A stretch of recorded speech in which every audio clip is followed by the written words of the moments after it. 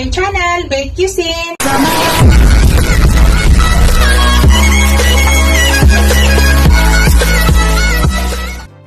Hello guys, today's video guys, magluluto tayo ng sinigang na isda. Pampanong isda guys, ayan. Ito po yung mga ingredients ko. Mayroon tayong kamatis, sibuyas, luya, spring onion, at saka siling haba. Tapos gagamit tayo ng bok choy guys. Yan lang po yung gulay na ilalagay natin. Yan, tara guys, umpisa na po natin ang pagluto. Hello guys, nagpakulo na ako guys ng tubig. Ayan na. So, kumukulo na siya guys. Ilagay na natin yung ating kamatis. Tapos sibuyas. Yung spring onion na ulo, nilagay ko na rin. Tapos, yung importante nito guys, yung luya. Kailangan mag-absorb talaga muna. Kumatas mo na maigi ang luya. So, pwede, sakto yun guys kung gusto nyo gumamit ng luya para sa sinigang. Pwede naman din hindi. Pero sa akin gusto ko gumamit ng luya para mawala yung lansa. Kasi yung pampano fish, medyo malansa yan pag hindi maganda pagkaluto. So yan guys, pakuluan muna natin yan. At hihintayin natin na kumatas muna yung mga sangkap dyan sa tubig bago natin ilagay yung isda. Maya pala guys, bago ilagay yung isda, ilagay ko muna yung ating siling haba. So takpan ko muna at hintayin natin yan. Yan guys, tingnan natin. Sobrang bango na guys. Naaamoy ko na yung luya. Durugin natin ulit yung kamatis. Naaamoy ko ng luya guys. Kailangan yung sangkap, yung kamatis, sibuyas, luya, talagang mag-absorb muna dito sa sabaw para masarap.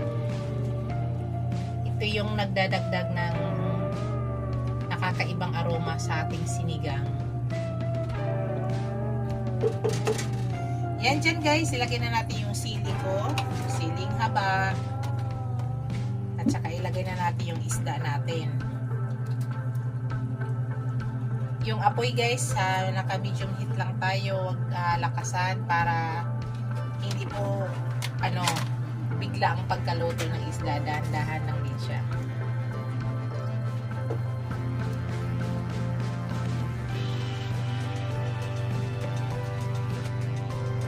Takpan lang muna natin guys at hintayin po natin yan.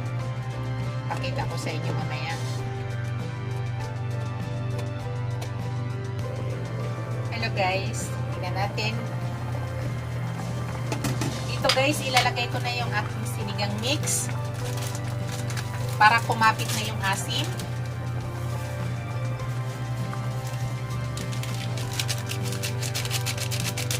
Gusto namin guys maasim, kaya ilagay ko na lahat. So maglagay na tayo dito ng salt.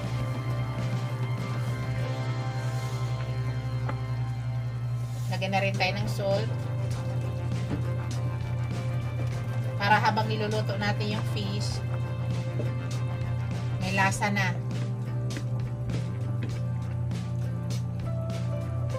So, continuous cooking lang tayo guys. Hindi pa luto yung fish natin. Bahagya pa lang na naluluto yan.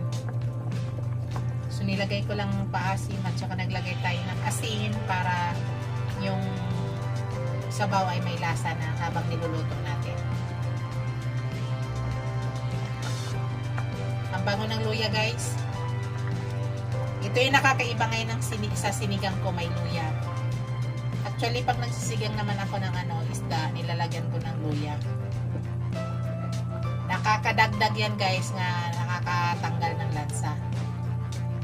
Pag isda, masarap ang sinigang na isda na may luya.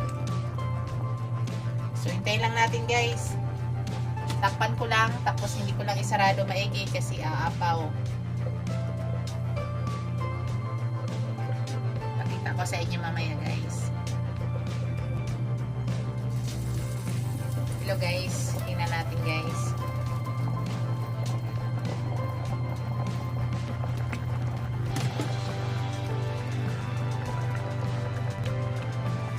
Ilagay na natin yung pichay, guys. Hindi pala pichay to, guys, ha. Bok choy. Sorry. Bok choy to, bok choy. Hindi siya pichay. Ilagay na natin yung bok choy. So, punong-puno, guys. Mali yung pinaglutuan ko. 2 pampano lang to, eh. Pero dahil maliit yung pinaglutuan ko. Yan. I-steam lang natin yung gulay, guys. At luto na yan. Hintay lang muna natin yan. So, ilagay ko na yung aking spring onion para pangpabango.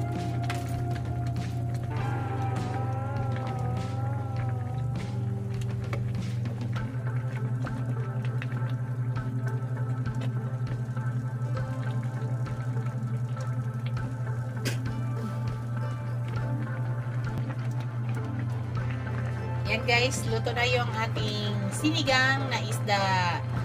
Yan na yung ating sinigang na isda, guys. Ang sarap. Yun. Thank you for watching, guys. Don't forget to like, comment, share, and subscribe to my channel. See you in my next video, guys. God bless us all. Ingat po lahat. Bye!